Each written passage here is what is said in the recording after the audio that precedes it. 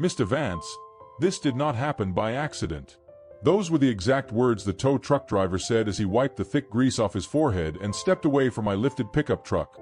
He was not looking at the tires, and he was not looking at the engine. He was looking directly into my eyes with a heavy, deeply troubled expression. Then, he slowly held up a small frayed section of braided steel cable wrapped in a dirty shop towel. He looked at me closely, took a deep breath, and said, "Your front brake line was surgically cut halfway through.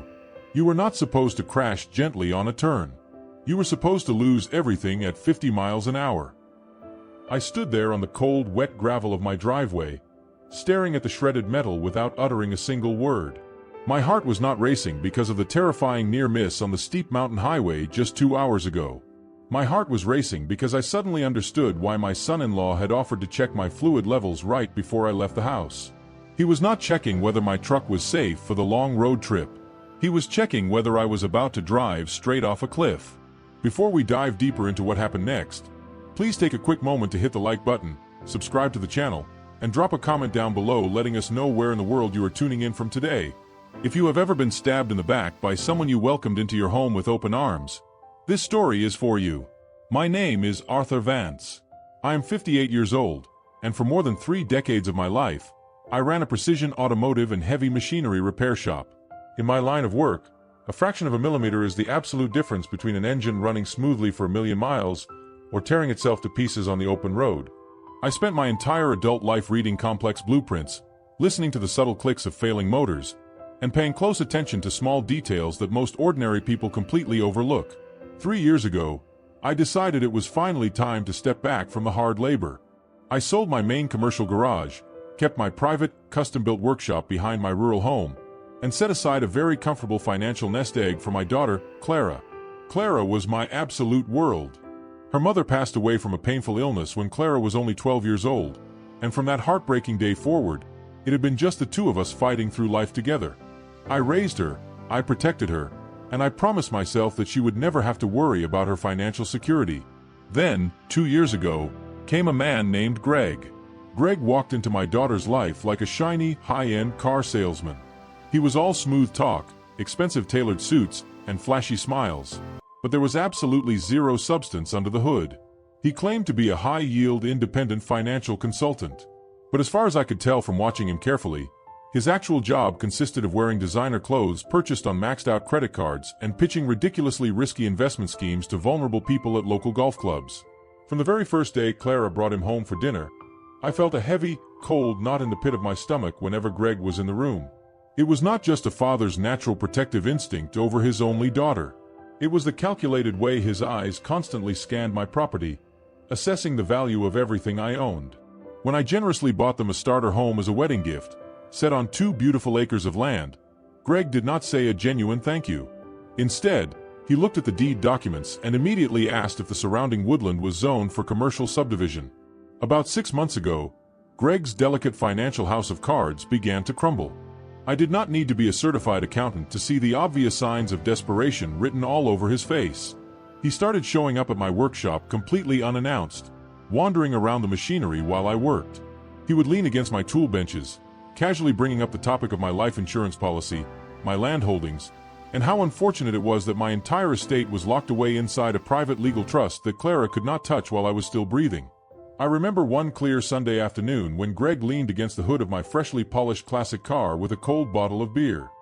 He tapped his thumb against the shiny metal, leaving a greasy smear on the glossy paint, and said, "You know, Arthur, a man your age really ought to take it easy. Stress is a silent killer. Managing all these properties and investments must be such a heavy burden on you. Clara and I could easily handle the trust for you, just to give you a completely stress-free retirement." I pulled a clean shop rag from my back pocket and slowly, deliberately wiped his greasy thumbprint off the hood before looking him straight in the eye. I told him softly, "Greg, I built every single dollar of this estate out of grease, rust, and 80-hour work weeks. The day I hand over my keys to someone else is the exact day they lay me 6 feet under the ground." He gave me a tight, hollow smile that never reached his cold eyes, tapped me on the shoulder, and murmured, "I was just thinking about your future, old man." 2 weeks before the terrible incident on the highway, strange and subtle accidents began happening around my home and garage. First, It was the emergency safety shutoff valve on my heavy hydraulic vehicle lift. I was working underneath a heavy truck frame inside my shop when I felt the entire lift drop half an inch with a loud metallic clack. I scrambled out from under the steel chassis just in time, rolling onto the cold concrete floor as the metal settled.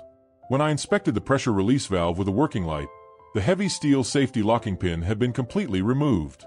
I tried to tell myself that I must have forgotten to set it, even though in 30 long years of daily mechanical work, I had never forgotten a safety pin a single time.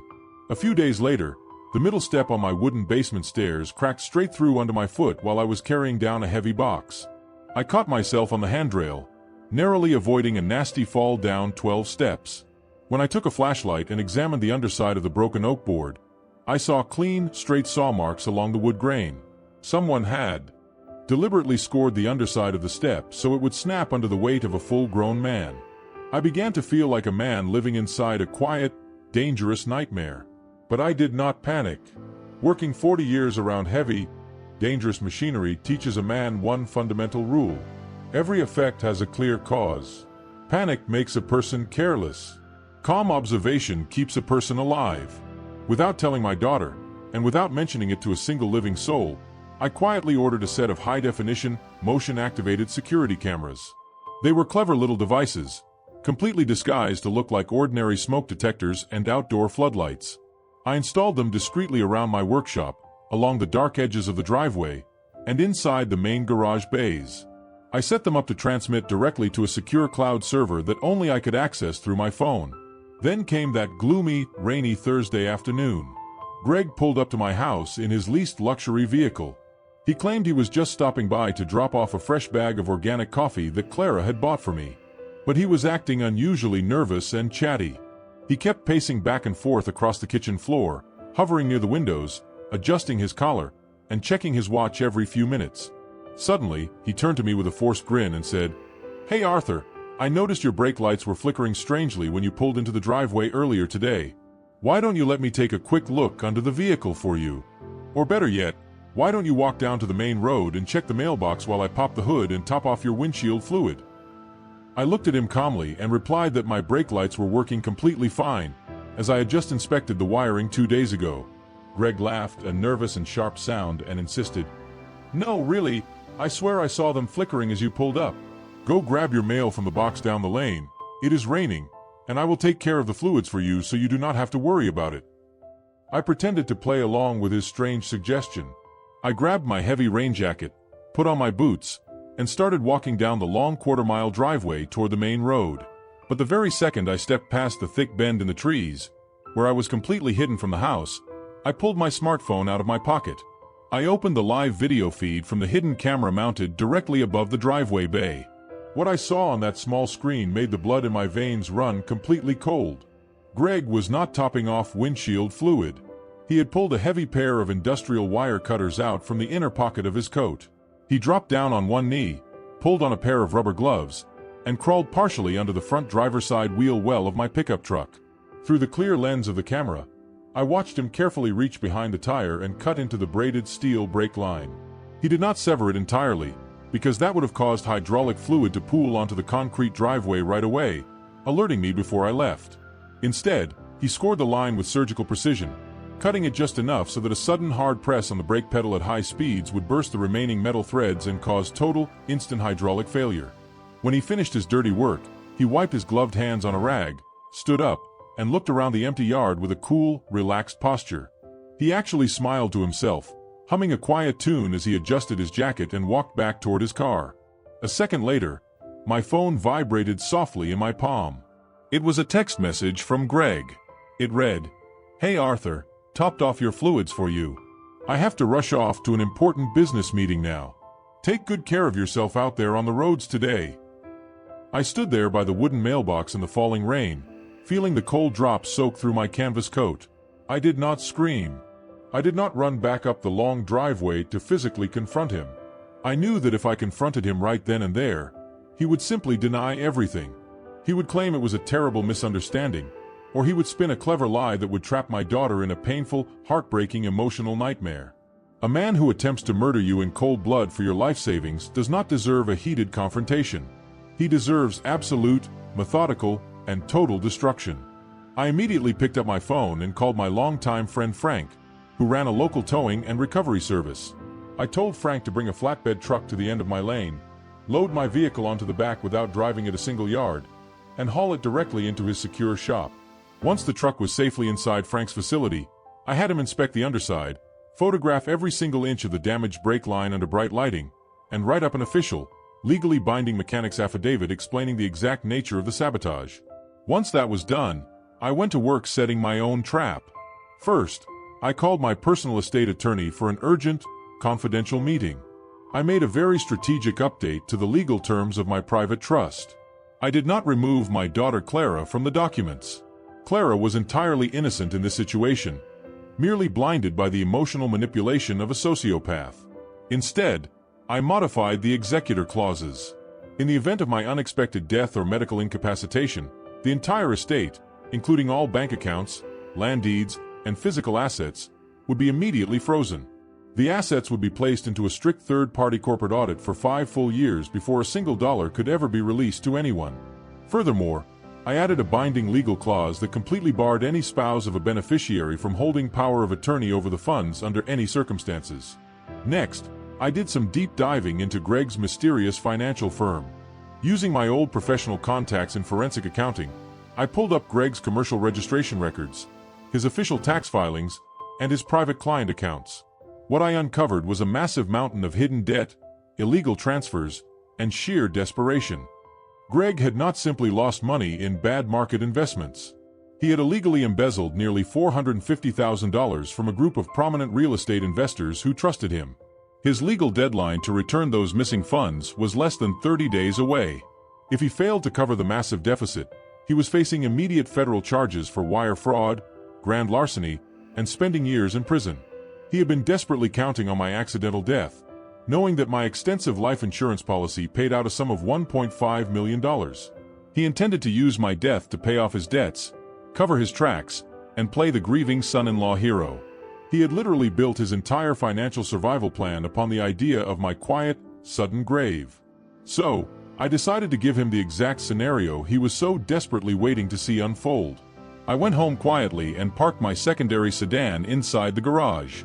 I turned off all the lights in the house, shut off my primary cell phone, and had Frank haul my sabotaged pickup truck down to the bottom of Blackwood Ravine late at night.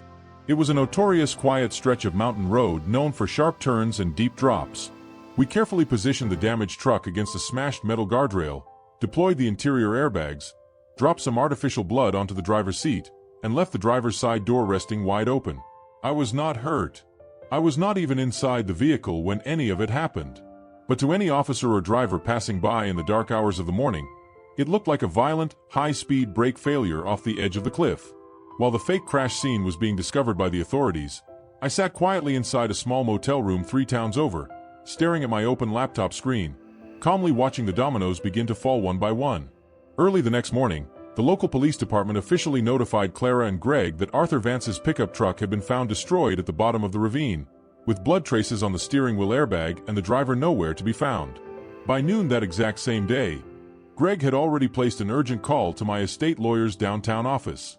He demanded an immediate emergency meeting to discuss the legal transition of assets, the insurance claim, and access to my corporate banking funds. He could not even manage to wait 24 hours to pretend he was grieving. At 3 o'clock that afternoon, a formal gathering took place inside the glass conference room of my lawyer's high-rise building. Greg arrived wearing his absolute sharpest black suit. He was holding a handkerchief, dabbing at fake tears, and guiding a visibly heartbroken, weeping Clara by the arm. Greg sat down at the large mahogany table, leaned forward toward the lawyer, and spoke in a heavy, theatrical voice. "This whole thing is just an absolute tragedy. Arthur was truly like a father to me. But given these awful, sudden circumstances, Clara is simply in no emotional state to manage the properties or the financial accounts. As her legal husband and the head of our household, I need immediate administrative access to Arthur's primary funds so we can cover incoming legal fees, manage the estate, and arrange for proper services." My lawyer sat perfectly still. He did not say a single word in response. He simply rotated his large laptop screen around so that it was facing directly toward Greg and Clara. "Before we discuss any details regarding the trust or the estate," my lawyer said in a completely flat, professional tone, "There is a short video recording that you need to watch first." My lawyer tapped the spacebar on his keyboard. The laptop screen flickered for a brief second, and then my face appeared on the large video display in the center of the room. The moment Greg saw my face on that screen, the color instantly drained from his skin. His mouth dropped open slightly, his hands began to tremble against the table, and his eyes widened in sheer horror. My recorded voice filled the quiet conference room, clear, steady, and sharp. "Hello, Greg. If you are sitting here watching this footage right now, it means you are currently in my attorney's office, waiting eagerly to claim the payout on my life. But there is one very large problem with your plan. I am not dead." Clara gasped loudly, pulling her hands up to her face as she stared at the screen. "Dad? What is going on?" The video recording continued smoothly. "What you are looking at right now is live, high-definition security footage taken from my private driveway last Thursday afternoon. I suggest you take a very close look at the screen." The video file seamlessly shifted to the clear footage captured by the disguised camera above the garage. It showed Greg dropping to his knees, pulling out the heavy wire cutters, crawling under my truck tire, and carefully severing the steel braid of my brake line. The camera had captured his face perfectly under the bright outdoor light. Every single movement, every cold detail, and every angle of his face was recorded in undeniable, crystal-clear definition. Greg violently slammed his hands onto the table and pushed himself out of his chair. The heavy leather chair clattered loudly against the glass wall behind him. "This is absolute nonsense. This video is a complete fake. It is generated by computers. This is a sick setup." My voice on the recording kept playing without stopping. "Furthermore, I have taken the liberty of forwarding this original video file, along with a certified mechanical inspection report and a complete accounting audit of your offshore bank accounts, directly to the State Police Homicide Unit and the Criminal Investigation Division of the IRS. Oh, and one last thing, Greg. The $450,000 that you stole from your real estate investors? I personally bought out all of their debt claims early this morning. You do not owe them anymore. You owe me." Right at that exact second, the heavy double doors of the conference room swung open wide. Two uniformed state troopers and a federal agent stepped into the room. The lead trooper looked directly at Greg and pulled a pair of heavy steel handcuffs from his belt. "Gregory Mercer, you are officially under arrest for attempted first-degree murder, reckless endangerment, and felony wire fraud." Clara backed away from him in total, unadulterated horror. She stared at the man she had married as if he were an utter stranger, a monster hiding in plain sight. Greg looked frantically around the room, gasping for breath as his slick, confident image completely disintegrated into pathetic, weeping panic. "Clara, please listen to me," Greg sobbed out, his voice cracking pitifully as the heavy metal cuffs clicked tightly around his wrists. "It is all a massive misunderstanding. Your father is framing me. You have to help me, please."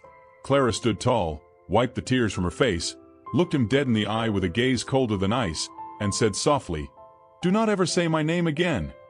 As the officers dragged Greg down the long hallway, crying, screaming, and stumbling over his own polished shoes, I stepped quietly out from the adjacent private office. Clara turned, saw me standing there alive and completely unharmed, and threw her arms around my neck. She held onto me tightly, weeping tears of pure relief, holding me just like she used to do when she was a little girl. I gently patted her back, looking past her shoulder down the empty hallway where Greg had just been led away to face the rest of his miserable, ruined life. Greg made the fatal mistake of thinking he was playing a high-stakes game against an old man who was far past his prime. But he forgot one very simple rule of mechanics. When you tamper with a precision system built on hard work, honesty, and discipline, the resulting crash will always come back to crush you. He attempted to take my life for money. Now, he will spend the next 20 years behind cold steel bars with absolutely nothing left to his name.